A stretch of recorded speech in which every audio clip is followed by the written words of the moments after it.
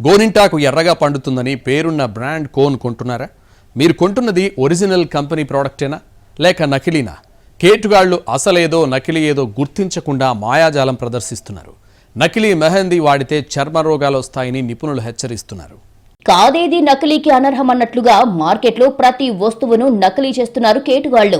నకిలీ వస్తువులతో పాటు కల్తీ వస్తువులు మార్కెట్ను ముంచెత్తుతున్నాయి. ఈజీ మనీ కోసం విలువైన బ్రాండ్లను కాపీ కొడుతూ అక్రమార్జనకు తెరలేపుతున్నారు. ఏది నకిలీయో ఏది స్వచ్ఛమైనదో తెలియక జనం ఇబ్బంది పడుతున్నారు. తాజాగా హైదరాబాద్లో నకిలీ కరాచీ మెహందీ తయారు చేస్తున్న ముఠా గుట్టు రట్టయిందే. పండుగలు, పెళ్లిళ్లు, పేరంటాలు, వ్రతాలు, నోములకు మహిళలు చేతులకు గోరింటాకు పెట్టుకుని మురిసిపోతుంటారు. వేడుకల్లో తామే ప్రత్యేకంగా కనిపించాలని ఆరాటపడుతుంటారు. ఒకప్పుడు గోరింటాకు తీసుకొచ్చి రోట్లో దంచి చేతులకు పెట్టుకునేవాళ్లు. కాలానికి అనుగుణంగా మార్కెట్లోకి రకరకాల మెహందీ ప్రొడక్ట్స్ వచ్చేశాయి. ఇలాంటి మెహందీ లవర్స్ నే టార్గెట్ చేశాడు ఈ కేటుగాడు. వట్టెపల్లికి చెందిన మహమ్మద్ వసీం మాష్రత్ మెహందీ కోన్స్ పేరుతో కంపెనీ ప్రారంభించాడు.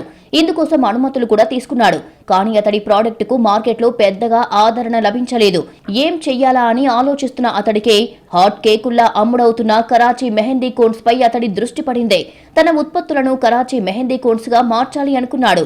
అచ్చం కరాచీ కోన్స్ లా డిజైన్ తయారు చేయించి స్టిక్కరింగ్ వేశాడు. వాటిని ఒరిజినల్ కరాచీ కోన్స్ లా కలరింగ్ ఇస్తూ తక్కువ ధరకే హోల్సేల్లో విక్రయించాడు. లాభాలు భారీగా రావడంతో అదే దంతాను కంటిన్యూ చేశాడు. పక్కా సమాచారం అందుకున్న south east zone task force పోలీసులు మహమ్మద్ వసీం యూనిట్ పై మెరుపు దాడులు చేశారు. భారీ మొత్తంలో నకిలీ కరాచీ కోన్లను పట్టుకున్నారు. 5 లక్షల విలువైన ఫేక్ మెహందీ కోన్స్ స్వాధీనం చేసుకుని తయారీ కేంద్రాన్ని సీజ్ చేశారు. నిందితుడిని అరెస్టు చేసి కేసు నమోదు చేశారు. అయితే నకిలీ మెహందీ ఉత్పత్తుల పట్ల జనం అప్రమత్తంగా ఉండాలని పోలీసులు హెచ్చరిస్తున్నారు. ఎర్రగా పండుతోంది కదా అని ఏది పడితే అది కొంటే స్కిన్ అలర్జీస్ వచ్చే ప్రమాదం ఉందంటున్నారు.